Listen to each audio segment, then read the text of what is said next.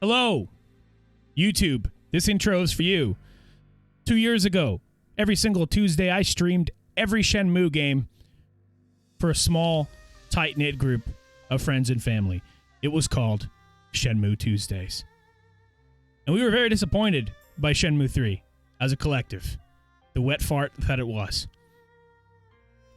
But like a phoenix rising from the east, Adult Swim and Crunchyroll decided, let's make an anime for all of those fans who were crying in the corner. And I couldn't leave out my Shenmue Tuesday family.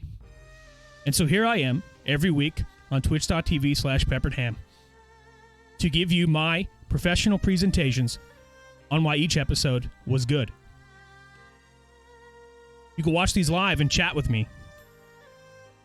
Or you can watch the YouTube videos. It's up to you.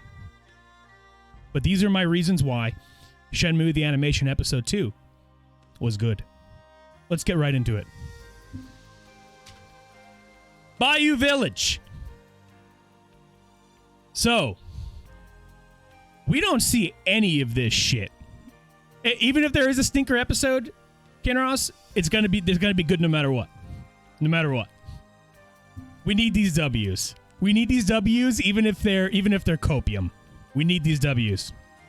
So this will be your weekly dose of copium for Shenmue fans who are disenfranchised.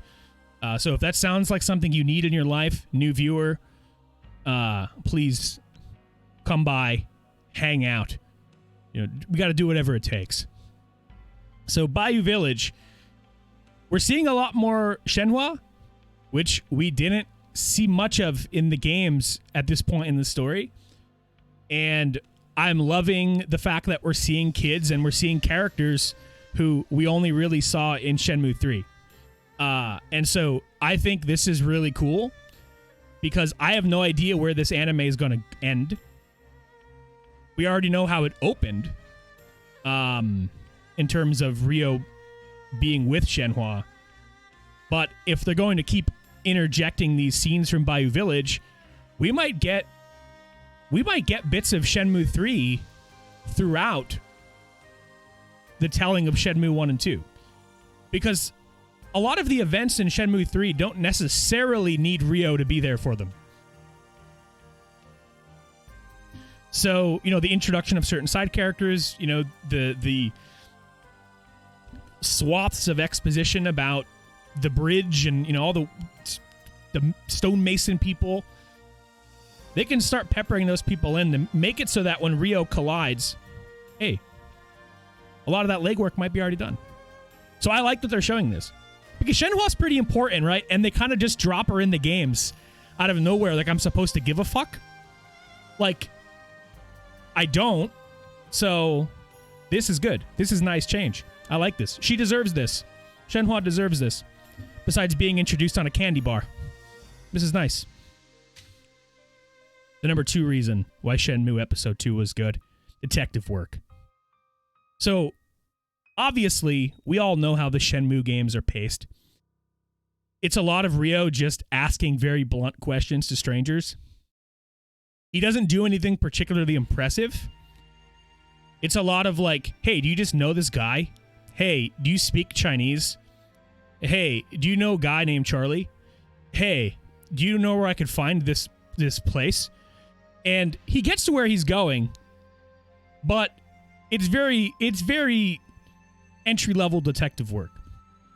And because it's so entry-level in the games, this dude's asking like 400 people these questions. And so everybody's concern after episode 1 was, will we actually see Ryo do these things because of the episode count that we've got, or will everything just sort of fall into his lap? And to that, I would say, even with the brute force and determination, Kinross, everything does usually always just kind of fall into his lap anyway. Like, he always just winds up finding some person who could speak 4 different types of Chinese. Like, he's always just kind of in the right spot at the right time.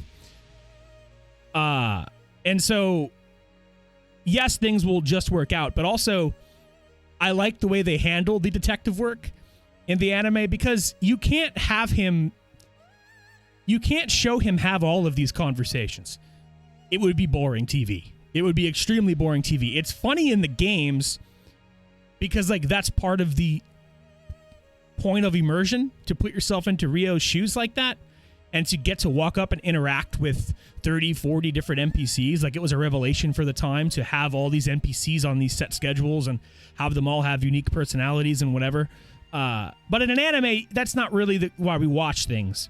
And so I like that they handled it in montage form. We see him asking these people the questions that he needs to ask. And I like that.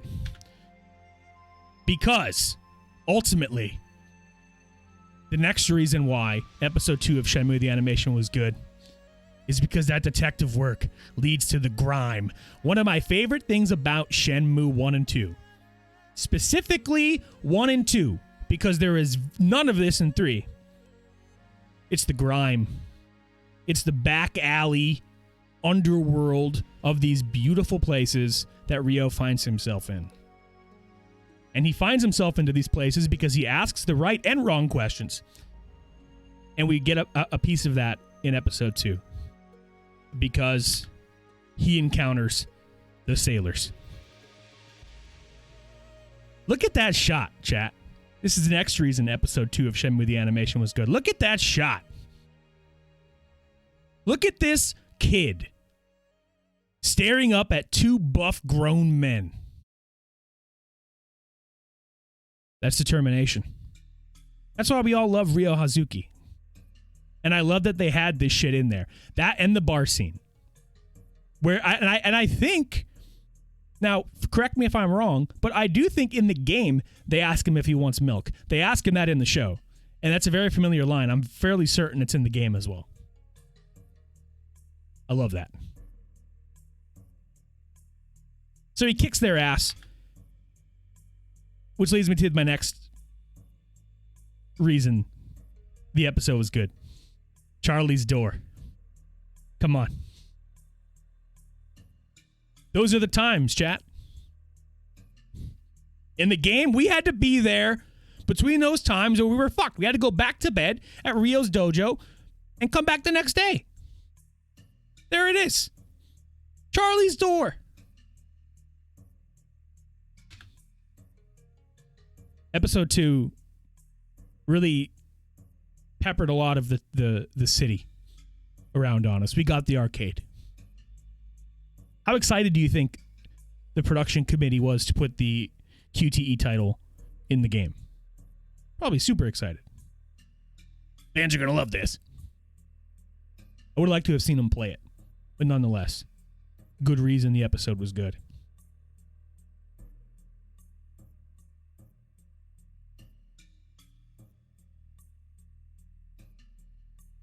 This one's going to keep coming up every week.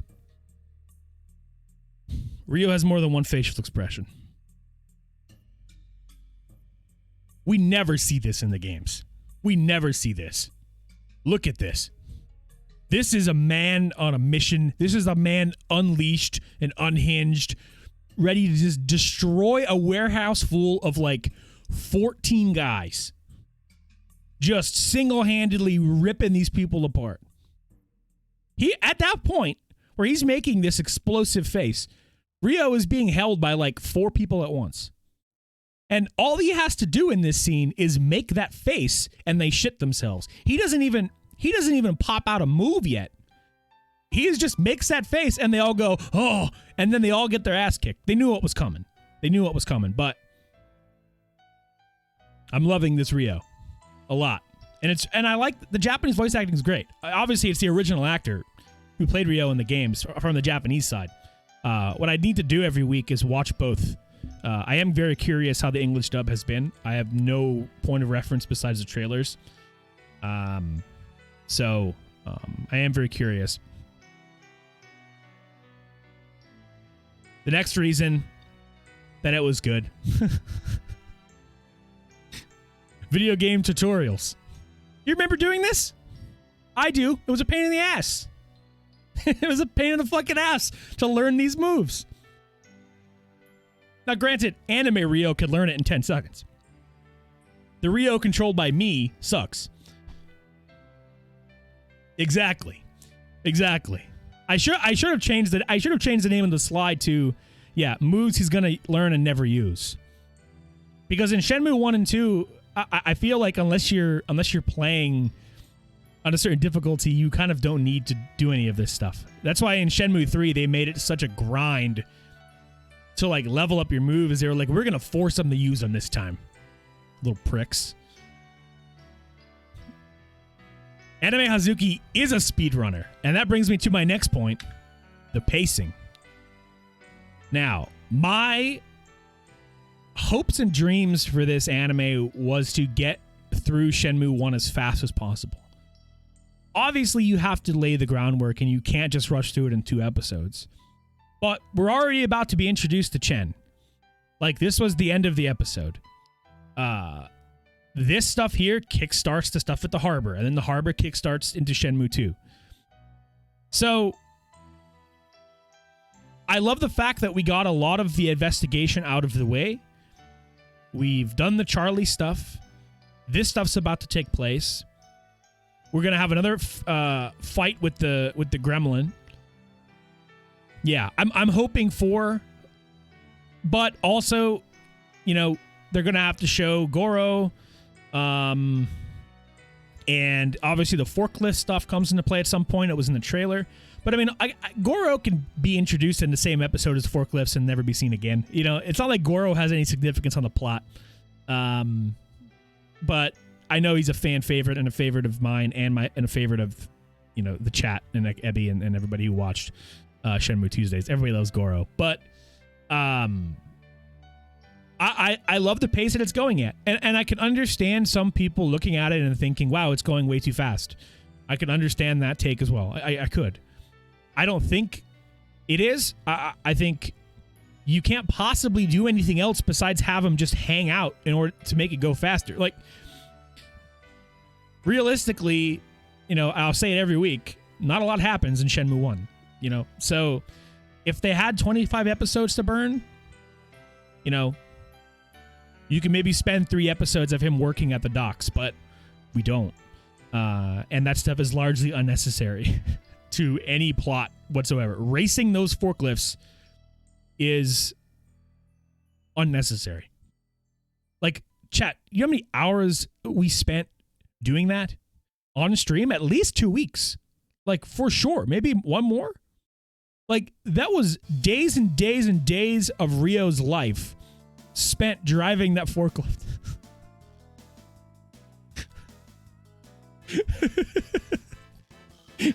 I loved it. Personally, I loved playing it with you all.